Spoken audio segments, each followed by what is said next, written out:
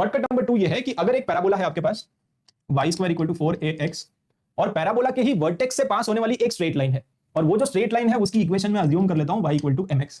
ठीक है, ध्यान से सुनना ये शॉर्टकट। अगेन ये शॉर्टकट कब लगा सकते हैं? तो शॉर्टकट आप तभी लगा सकते हो ना, शॉर्टकट कब लगा सकते हैं, तो इसमें गलती मत करना। शॉर्टकट तभी लगा सकते हैं जब ये जो स्ट्रेट लाइन है वो वर्टेक्स से पास करे, है ना, वर्टेक्स से पास करे, है ना, it should be passing through the vertex, straight line should be passing through the vertex. तो इसको आप नोट कर सकते हो कि अगर एक पैराबोला है और कोई भी एक स्ट्रेट लाइन है which is passing through the vertex, again ऐसा कंपलसरी नहीं है कि ये जो वर्टेक्स है वो ओरिजिन होना चाहिए, it can be anything, this vertex is let's say 2,3, है ना, ये पॉइंट ओरिजिन नहीं है, इट इज द वर्टेक्स। अब यही डायग्राम आप कहीं पे भी बना सकते हो, चलेगा। बट इन दोनों के बीच में जो एरिया होता है ना, इन दोनों के बीच में जो एरिया होता है, ये एरिया आप डायरेक्टली फाइंड आउट कर सकते हो, और इसका डायरेक्ट फॉर्मूला होता है 8a² / 3m³। ठीक है, 8a² / 3m³। और ये फॉर्मूला में अगर आप कंफ्यूज भी हो जाओ तो आप इसको डायमेंशनली याद कर सकते हो। यहाँ पे a क्या है? a is the a which will get from the parabola. तो ये जो पैराबोला वाला a है, इसका डायमेंशन क्या होगा? इसका डायमेंशन होगा लेंथ ना, क्योंकि यहाँ पे y और x दोनों क्या है? लेंथ है। तो ये एरिया है, ये अगर ये एरिया है तो ऊपर स्क्वायर ही आएगा ना, क्योंकि एरिया हमेशा होता है मीटर स्क्वायर सेंटीमीटर स्क्वायर, तो ऊपर स्क्वायर आता है। और नीचे है स्लोप, स्लोप होता है dy/dx, है ना, स्लोप होता है लेंथ बाय लेंथ। तो स्लोप का कोई डायमेंशन नहीं होता है, तो इसीलिए स्लोप का क्यूब आता है। बट आपको ये वॉल्यूम नहीं है, अगर ये वॉल्यूम नहीं है, ये एरिया है, तो आप ऐसे याद कर सकते हो ना कि भाई ऊपर a² आएगा और नीचे m³ आएगा। नहीं तो आधे लोग कंफ्यूज हो जाते हैं कि ऊपर क्यूब आएगा कि नीचे क्यूब आएगा। तो इसीलिए डायमेंशनली याद रखो भाई, ये एरिया है, अगर एरिया है तो इसका जो डायमेंशन होना चाहिए वो स्क्वायर मीटर स्क्वायर सेंटीमीटर। तो a का स्क्वायर और नीचे आपको जो भी कचरा करना है वो तो डायमेंशन लेस है, उसका कोई डायमेंशन नहीं है। ठीक है, तो बस ये आ गया।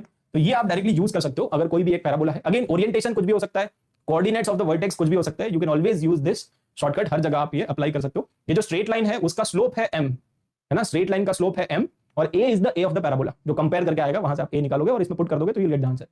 अब देखो इसमें जेईई एडवांस 2007 का क्वेश्चन है, ये कैसे करेंगे? तो यहाँ पे अपने पास एक तो पैराबोला है, इसका डायग्राम बना लो पहले तो, ताकि आपको चमक जाए। तो एक तो है y = x², है ना, दिस इज y = x², और दूसरा आपको लेना है y = mod x। तो y = mod x का diagram will be something like this, है ना, वी शेप का आएगा। तो y = mod x, है ना, y = mod x का डायग्राम इज दिस। आपको निकालना है एरिया बिटवीन देम, है ना, इन दोनों के बीच में जो एरिया है, ये एरिया अपने को कैलकुलेट करना है। तो यहाँ पे आप सिंपल क्या कर सकते हो कि ये एरिया निकालने के लिए आप लगा लो 8a² / 3m³, और ये एरिया भी उतना ही होगा ना, सिमेट्री है, इतने लोगों को सिमेट्री दिख रही है भाई। एक कर्व है y = x² और दूसरा जो कर्व है वो है y = mod x। तो यहाँ पे कंप्लीट सिमेट्री है, तो आप केवल राइट साइड वाला एरिया निकाल के डबल कर देना, है ना। तो यहाँ पे a का वैल्यू कितना, आप इसको कंपेयर करोगे y = x², तो कंपेयर कर लो x² = 4ay के साथ।